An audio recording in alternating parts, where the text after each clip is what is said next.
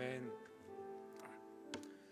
사랑과 자비가 풍성하신 하나님 아버지, 오늘도 10월 15일 10월 중순 3일반 예배로 주께 영문을 돌리게 해주심에 감사를 드립니다. 화살처럼 빨리 날아가는 세월 가운데 하나님이 우리에게 원하시는 기쁘고 선하신 뜻을 깨달아 세상을 닮지 아니하며 믿음 가운데 온전히 주의 뜻 가운데 순종하는 하나님의 복된 백성들 될 수 있도록 역사하여 주시옵소서. 오늘도 하나님의 은혜의 율법으로 내 마음의 죄를 깨닫게 해주시고 은혜의 복음으로 죄사함의 은혜에 감격하며 믿음 가운데 세임으로 성령 안에서 이 복음을 증거하기를 간절히 원합니다. 하나님 이 시간 말씀으로 역사하여 주시옵소서. 예수 그리스도의 이름으로 간절히 기도합니다.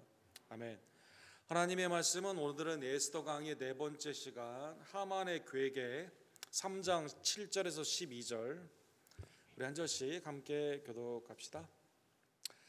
아수에로 왕 제12년 첫째 달 곧 니산월에 무리가 하만 앞에서 날과 달을 대하여 부루 곧 제비를 뽑아 12째 달 곧 아달월을 얻은지라.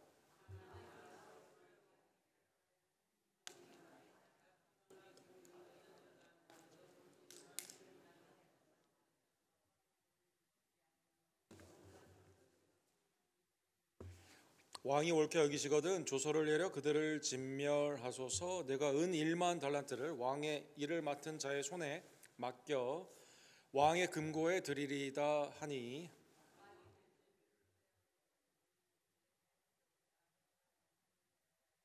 이르되 그 은을 내게 주고 그 백성도 그리하오니 너의 소견대로 좋을 대로 행하라 하더라.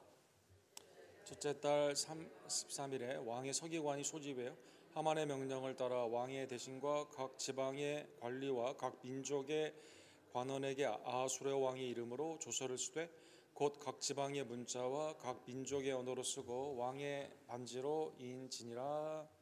아멘. 오늘 하만의 악한 괴계에 대한 주의 말씀을 상고하기를 원합니다. 우리 벌써 이스라엘 중동 지역에 전쟁이 오랫동안 계속되었는데 이제 그 하마스의 이 갑작스러운 침공으로 시작된 이 팔레스타인과 이스라엘의 전쟁이 1차로 지난주 그저께 이제 그 1차 평화 협약을 갖게 되었습니다. 지도를 보시면 가자 지역이 가자 스트립이라고 하죠. 여기에 있는 이 지역이 이제 그 이스라엘의 이 군인들이 들어가 가지고 이제 그 여러 가지 이제 그 전쟁 가운데 많은 피해자가 났는데, 이거는 이제 그 노란색 뒤선으로 일단 물러나게 되고 인질이 석방되는 그런 조건으로 1차 협의를 하게 되었습니다. 협의에 이제 우리 미국 대통령 트럼프 대통령도 가고 또 이 그 중동에 있는 지도자들, 이집트 카이로에서 했기 때문에 중동의 지도자들도 오게 되고, 그 다음에 이제 유럽의 정상들이 왔죠. 전 세계가 보증을 하게 되면서 투 스테이트, 그러니까 팔레스타인을 국가로 인정을 하고 이스라엘도 함께 여기에서 공존할 수 있는 방안을 노력하기 위해서 일단 1차 평화 협상이 이렇게 그 협약으로 사인을 하게 되었습니다. 근데 앞으로 이게 잘 유지되느냐, 이게 문제죠. 특별히 이제 네탄야후 이스라엘 총리는 이 하마스와 팔레스타인 사람들을 오늘 본문에 나오는 하각의 집안들이 있지 않습니까? 그 아말렉과 아각, 진멸해야 되는 대상으로 보기 때문에 이게 이제 어느 순간이라도 촉발하게 되면 완전히 이제 이 사람들을 내쫓거나 이제 다 이 그 에트닉 클렌징이라고 하죠. 이 땅에서 다 없애려고 하는 그러한 영적인 전쟁으로 이걸 보기 때문에 이 전쟁의 해결이 매우 어려운 것을 우리가 볼 수가 있습니다. 오늘 본문은 이 반대로 아말렉의 후손이었던 이 하만이 유대인들을 이제 완전히 학살을 하는 그러한 계획에 대한 말씀이 나와 있습니다.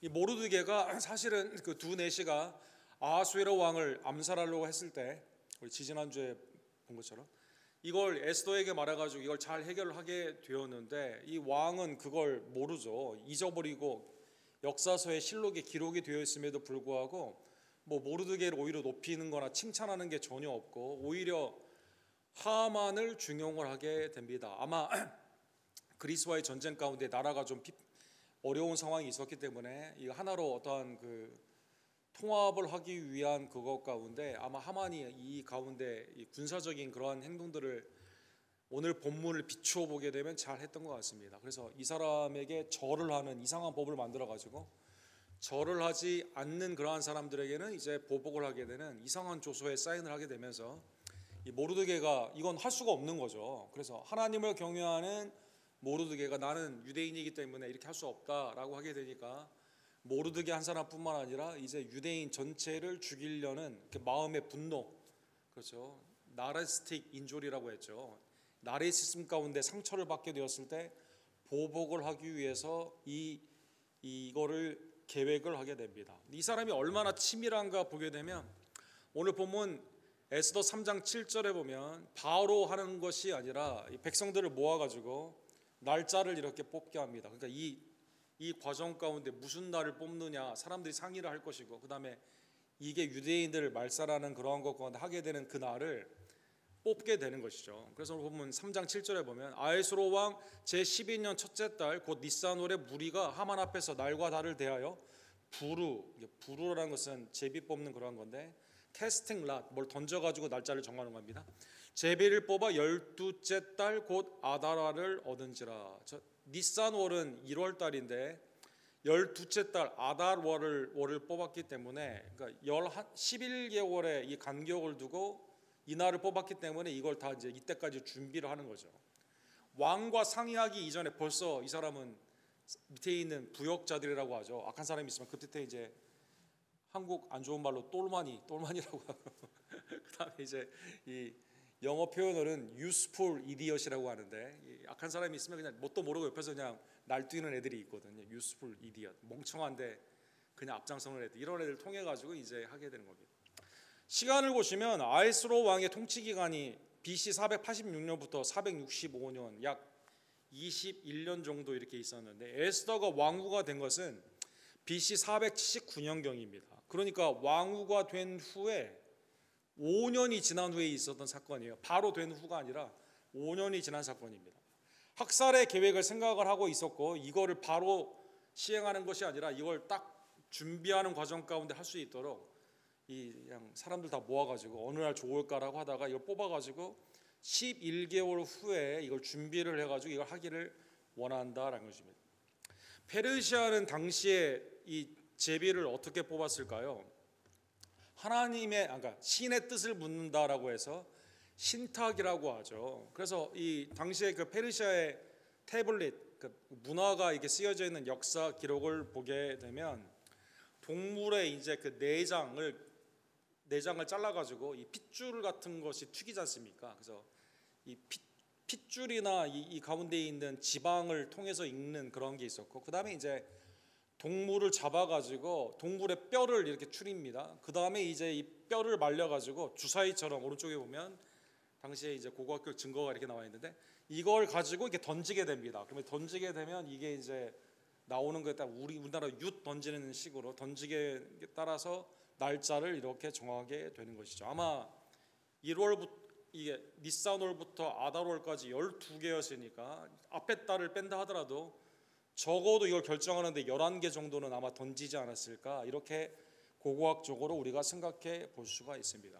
물론 성경에서도 제비를 뽑는 그러한 경우들이 있었습니다. 하나님의 섭리가 이제 그 제비를 뽑아 나타나게 되죠. 두림과 움빔이라는 것을 통해서 제사장을 통해 이것을 나타내기도 하고, 그 다음에 이제 그냥 단순히 캐스팅 랏이라고 해서 뭘 던지는 그러한 식으로 이걸 제비 뽑는 것이 우리가 성경에 보면 나와 있습니다. 이건 하나님의 섭리를 나타내는 거죠. 특징을 보게 되면 레위기 16장에 보면 Great Atonement Day, 대속죄일의 대제사장이 2마리의 염소, 그러니까 무작정 그냥 정하는 게 아니라 염소 수천 마리가 있는데 한 마리를 하는 게 아니라 2마리의 캔디데이트를 갖다 놓은 다음에 던지게 되죠. 그래서 이 제비를 뽑아가지고 광야 가운데 아사셀이라고 하는 염소, 모든 죄를 지고 광야에서 죽게 되는 염소, 그 다음에 이제 그 이스라엘의 죄를 대신하여 죽는 그 염소를 하나님께 제물로 바치는 그 염소를 이 제비 뽑기 위해서 이 가운데 하게 됩니다. 민수기 26장에 보면 이제 가나안 땅에 대한 땅의 분배가 이 가운데 있죠. 그래서 여호수아 때도 있었고 신명기 아까 민수기와 신명기 때도 있게 되었는데 이때 보면 이미 땅이 정해져 있습니다. 그러니까 무작정 세계 지도를 놓고 던지는 게 아니라 하나님이 주신 아브라함에게 주신 그 땅, 가나안 땅, 약속의 땅이 이렇게 있으면서 이걸 놓고 지파별로 이것을 분배를 하게 됩니다. 여호수아 7장에 보면 여리고에서 신할의 외투와 금과 은을 가져왔던 아간의 죄 때문에 아이성에서 30여 명의 사람이 죽죠. 하나님께 기도했을 때 이게 죄됨, 그 하나님이 하지 말라는 걸 했기 때문에 하나님의 거룩한 전쟁에서 이 플런더, 전리품을 가져온 이 죄를 갚기 위해서 처음에는 지파를 뽑습니다. 가족들을 뽑습니다. 그 다음에 이 아간의 집안이 이 가운데 있게 됩니다. 그러니까 무작정 한 게 아니라 이 백성들을 모아놓고 이 가운데 이렇게 줄여가는 식으로 이렇게 하는 것을 볼 수가 있습니다. 그래서 신약에도 예수님의 갈릴리의 사역부터 십자가와 부활 그 다음에 있는 그 사역 가운데 함께 있었던 자를 둘을 올려놓게 되죠. 그 가운데 제비를 뽑아 마띠아를 이 가운데 하게 됩니다. 그래서 무작정 막 푸닥거리하듯이 막 던져가지고 막 이렇게 책이 있는데 그냥 핀다던가 아니면 뭐 이렇게 뭐 지도를 놓고 딱 던졌더니 뭐 여기 가니까 좋아 이런 게 아니라 이 일정한 자격이 있고 이걸 하나님의 뜻 가운데 섭리 가운데 있기를 원하는 그것으로 제비 뽑는 게 나와 있습니다. 근데 인간은 이걸 악하게 사용을 하죠. 오늘 본문의 대표적인 거죠. 사람을 죽이는 일, 민족을 압살하는 그러한 일 가운데 이 제비를 뽑는 건 인간의 악한 겁니다. 욥기에도 인간의 악한 모습이 있죠. 욥기 6장 27절에 보면 너희는 고아를 제비 뽑으며 너희 친구를 팔아 넘기는구나.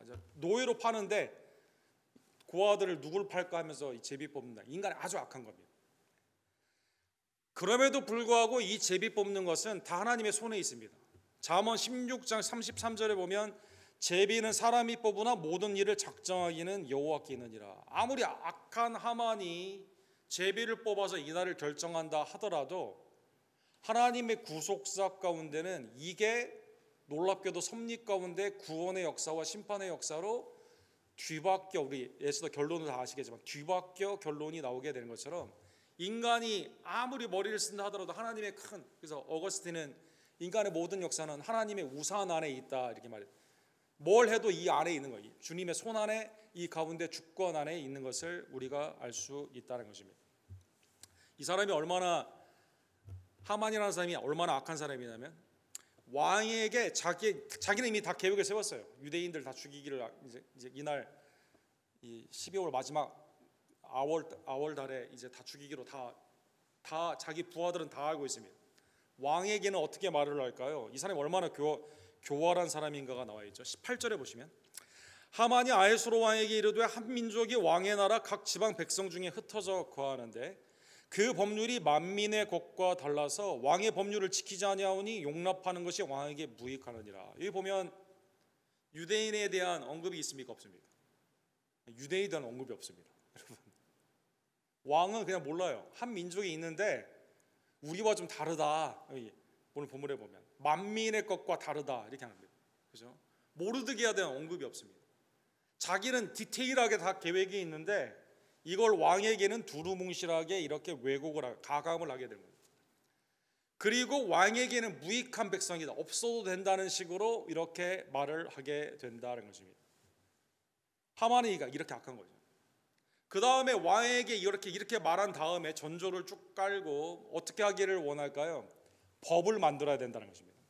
그래서 이제 하만이 쓰는 방법이 법을 만드는 거예요. 지난주에도 우리가 본 것처럼 왕이 하만에게 절하는 법을 만들지 않습니까? 그렇죠? 그래서 왕을 이중 위로 올려가지고 신격화시키는 이 일 가운데 모르드게가 이걸 거부했기 때문에 모르드게에 대해서 분개해가지고 이렇게 하지 않았습니까? 오늘 본문에 9절에 보면 또 이 방법을 씁니다. 법을 만들게 됩니다. 왕이 옳게 여기시거든 조서를 내려 그들을 진멸하소서. 진멸이라는 단어를 써요. 내가 은 1만 달란트를 왕의 일을 맡은 자의 손에 맡겨 왕의 금고에 드리리이다. 진멸한다 이렇게 말합니다. 없애야 된다는 겁니다. 법을. 왜 없애야 돼요? 무익하기 때문에. 왕에게는 무익하고 나에게는 왜 이 사람들이 없어야 되죠? 모르드게와 유대인들이 없어야 됩니까? 내 자존심에 상처를 줬거든요. 자기 교만에. 그죠? 자기 교만 가운데. 살인을 음모하면서 거짓으로 포장을 하고 그 다음에 뭐라 합니까? 여기에 대한 비용이 드는데 1만 달란트의 비용을 내가 되겠다는 것입니다. 여기 보면 은 1만 달란트, 이 고고학자들에 의하면 이게 당시 수사성 왕궁 그 제국의 일을 하는 데 있어서의 그 전체 1년 세입의 3분의 2 정도 됐다고 합니다. 그러니까 예수님도 1만 달란트 빚진 자, 엄청나게 큰 돈을 말할 때 이렇게 말하는 거 아닙니까? 그래서 이거 학살에 필요한 이 돈 내가 다 될 테니까 왕에게는 그 손해가 없는 거예요. 그죠? 나에게도 손해를 끼치는 이 백성을, 무익한 백성들을 나는 손 하나 까딱 안 하고 이 하만이 다 하는 거죠. 비용을 다 대고 그 가운데 이렇게 한다는 것입니다. 그래서 법을 만들어, 법은 의롭게 하기 위해 만든 것인데 거짓 의로 법을 포장하여서 조서를 내려 이 가운데 진멸하라라고 말한다는 것입니다.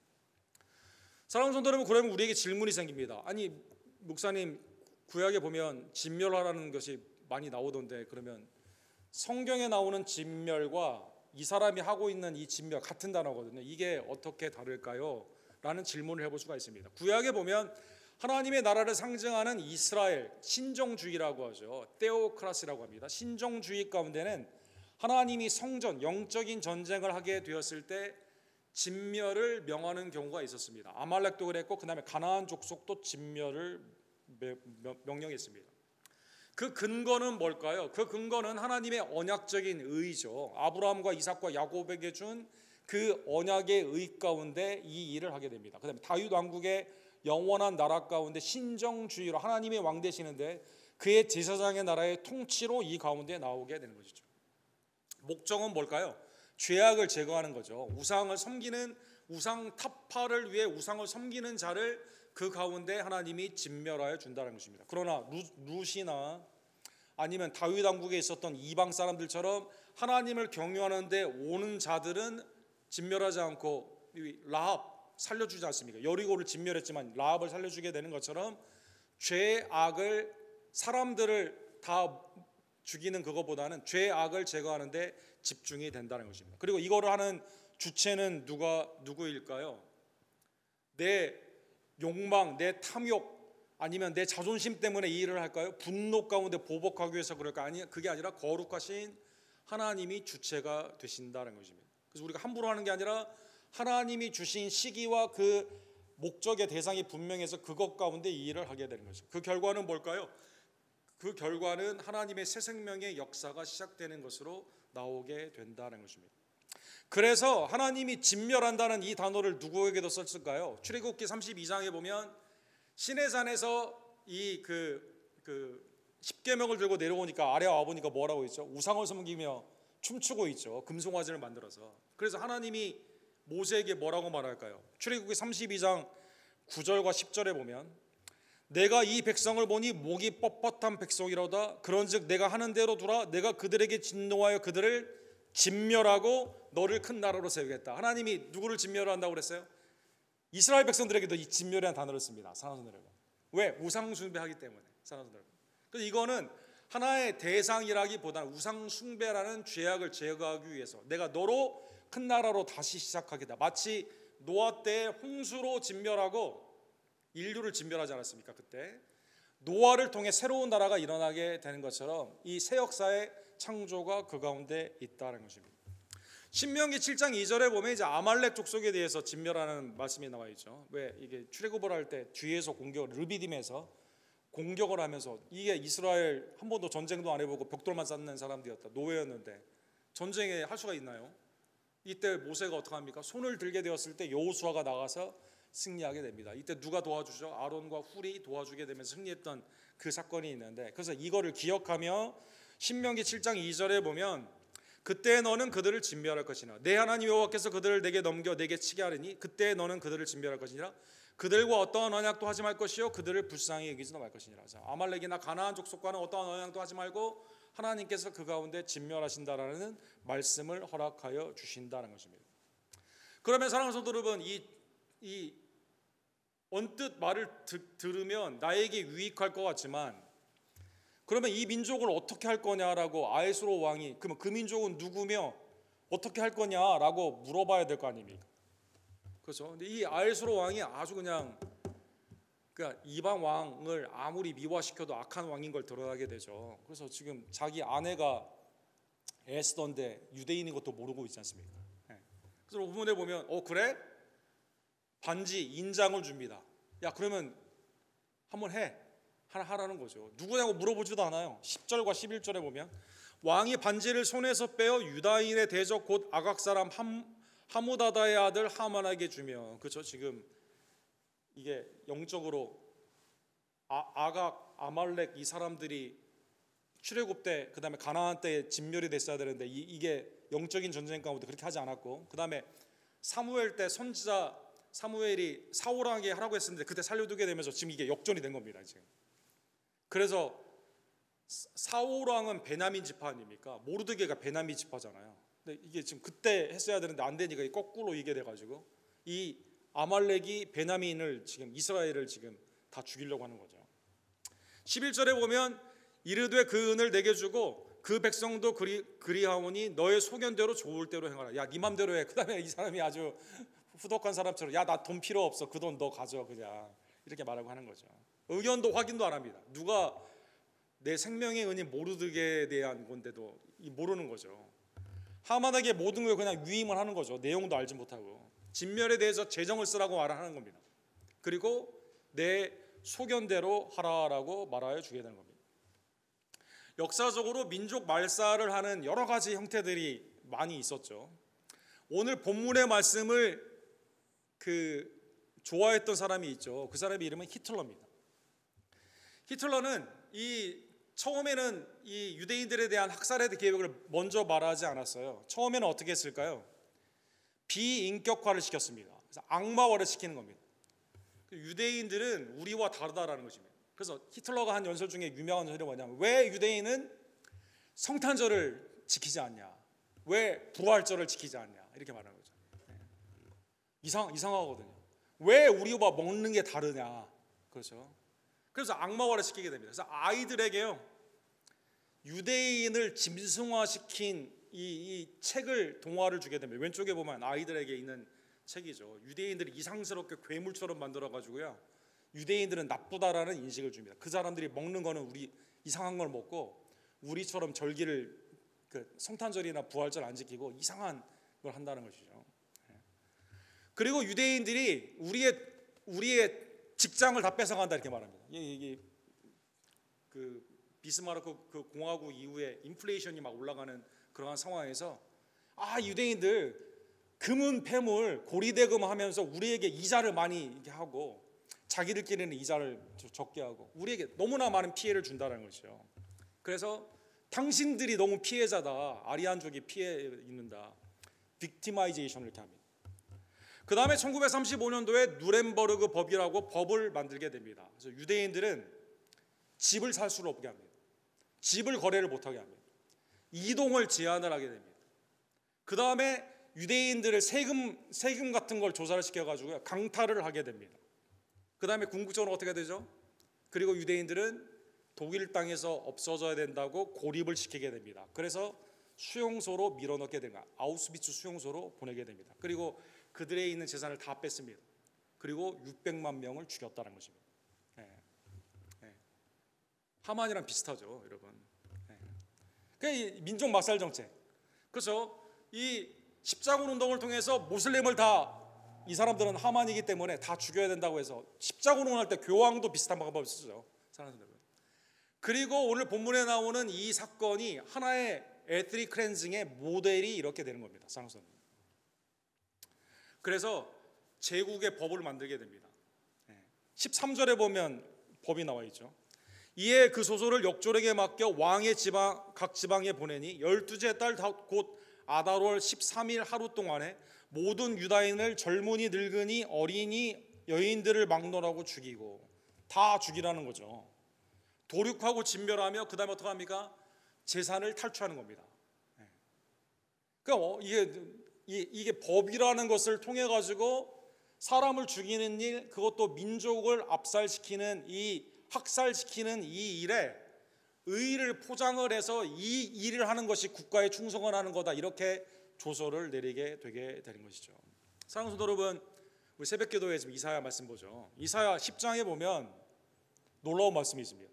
이사야 10장 1절과 2절에 보면 왜 하나님이 진노하실까요? 인간이 불의한 법을 만들어 가지고 압제를 하기 때문입니다. 불의한 변명을 만들며 불의한 말을 기록하며 그 다음에 어떻게 합니까? 가난한 자를 불공평하게 판결하며 가난한 내 백성의 권리를 박탈하며 과부에게 토색하고 약탈하는 자는 화 있을진저. 사랑하는 분들, 그러니까 하나님이 보시기에 불의의 법을 만들어 가지고요,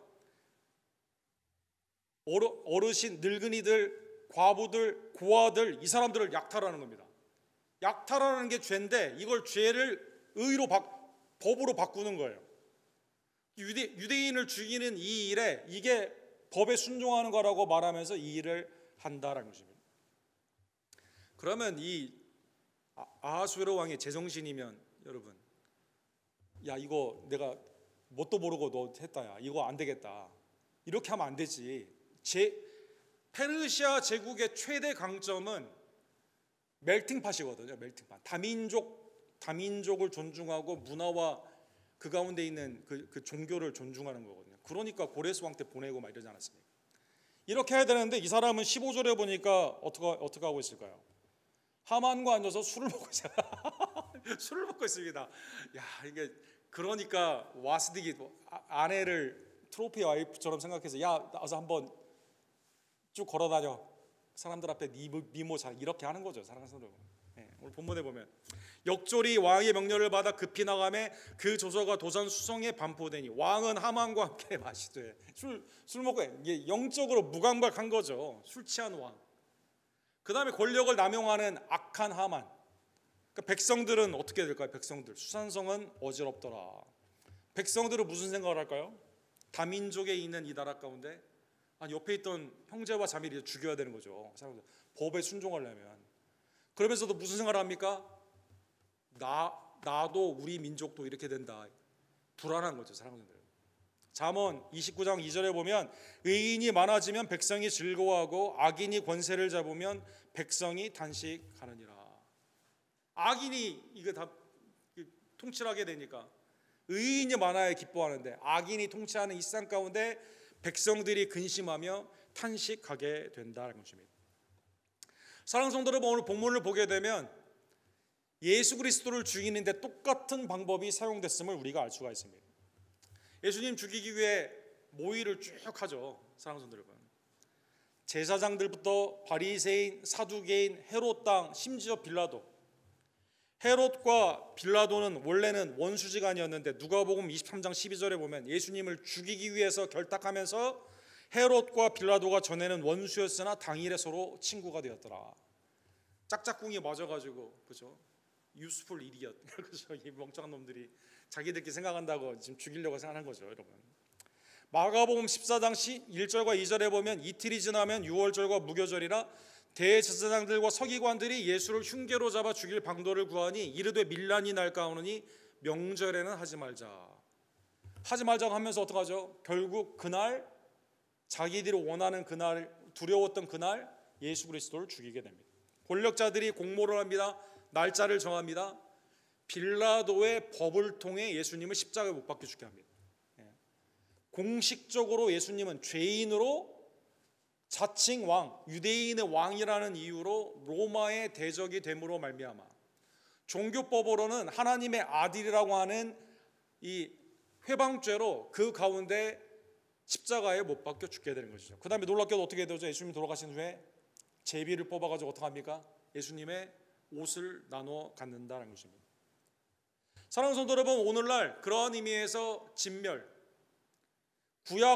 구약에 명령되어 있는 이 진멸을 여러분과 제가 아니면 교회나 어떠한 나라가 어떠한 한 그룹이나 한 민족이나 어떠한 그 대상을 두고 진멸이라는 단어를 사용하며 성경으로 포장을 해서 그 사람들을 에스닉 클렌징이라고 학살할 수 있을까요? 신약에 있는 성경에서는 그거를 금지하고 있습니다. 사랑하는 여러분, The Desire of Nation이라는 책이 있습니다. 이게 영국의 신학자인데 이분이 이제 그 올리버 오도넌이라고 그 영국의 굉장히 유명한 신학. 왜 크리스천 네이션이라는 것을 세속의 나라가 하나님의 이름을 빌려가지고 왜 다른 사람을 악마화시켜서 왜 전쟁을 일으키고 그 가운데 이렇게 하냐, 여기에 대한 연구를 많이 하신 분인데, 이분이 왜 신학 백성 오늘날 신정주의가 아닌 세속의 나라가 왜 하나님의 이름을 빌려서 그렇게 하느냐, 이거는 잘못됐다는 거죠. 성경적으로 말이 안 된다는 겁니다. 신학에는 사랑하는 성도 여러분, 진멸이라는 단어, 죄를 진멸해야 된다. 나는 날마다 죽노라, 바울 사도가 말한 것처럼 이건 사람을 대상으로 한 것이 아니라 죄악을 의미하고 있습니다. 예수님은 이웃을 내 몸과 같이 사랑하라고 했고 그 다음에 뭐라고 했습니까? 원수도 사랑하라라고 그래서 말씀해 주시게 되는 것이죠. 그러나 내적으로는 내 안에 있는 죄를 우리는 회개하며 주님 앞에 씻김을 받아야만 되는 것입니다. 오늘날 신약시대에 있어서 전쟁은 창과 칼, 혈과 육으로 하는 게 아닙니다. 영적인 전쟁은 무엇으로 하죠? 하나님의 전신갑주를 입은 성도들은 무엇으로 싸우죠? 하나님의 말씀, 복음으로 우리는 부름을 받고 있다는 것입니다. 영적 전쟁의 형태도 외적인 것뿐만 아니라 우리는 내적인 성화로 내 안에 있는 죄를 회개하며 나아가야만 됩니다. 그래서 내적 성화로 전환이 되었습니다. 죄가 완전히 소멸되는 그것은 언제일까요? 마지막 영화로운 그날. 예를 들어서 어떤 사람을 죽인다고, 어떤 민족을 해한다고, 어떤 그룹을 없앤다고 그게 죄가 없어질까요? 아니죠. 주님이 오시는 그날까지는 계속 있거든요. 내 안에 있는 죄가 없어질까요? 아니죠. 사랑하는 여러분, 하나님의 은혜 안에서 우리가 영화롭게 되는 날은 주님이 다시 오시는 그러한 때이다라는 것입니다. 그래서 주님이 누가복음 17장 21절에 보면 하나님의 나라는 어디 있을까요? 하나님의 나라는 너희 안에 있다라고 말씀해 주십니다.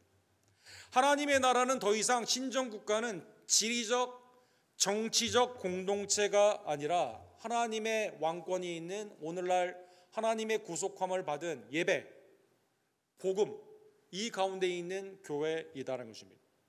중세 교황이나 제국의 교회나 그 다음에 여러 신정국가를 자체하던 그 나라에서 어떠한 한 대상이나 한 그룹이나 어떠한 것을 악마화시키며 하는 것은 신약에 있는 하나님의 말씀, 예수님의 말씀을 온전히 따르는 것이 아니다라는 것입니다.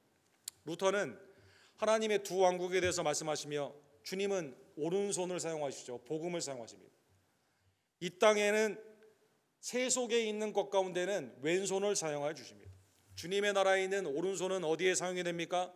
말씀과 성례와 복음에 있는 회개와 용서와 평강으로 사용하여 주십니다. 왼손에 있는 이 나라는 어떻게 합니까? 세속에 있는 악을 진정시키고자 정부와 질서와 정의와 형벌을 때로는 사용하신다는 것입니다. 그런데 루터가 중요한 말을 했습니다. 근데 이 두 개를 믹스를 하잖아요. 세속의 정부를 하나님의 나라로 믹스를 하지 않습니까?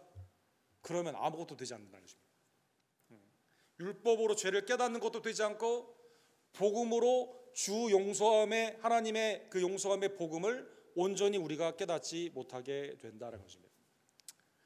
사랑하는 성도 여러분, 예수님은 세속의 권력 가운데 이렇게 억울한 일을 많이 당하셨습니다. 그런데 주님은 어떻게 이 세속에 있는 나라를 이기셨을까요?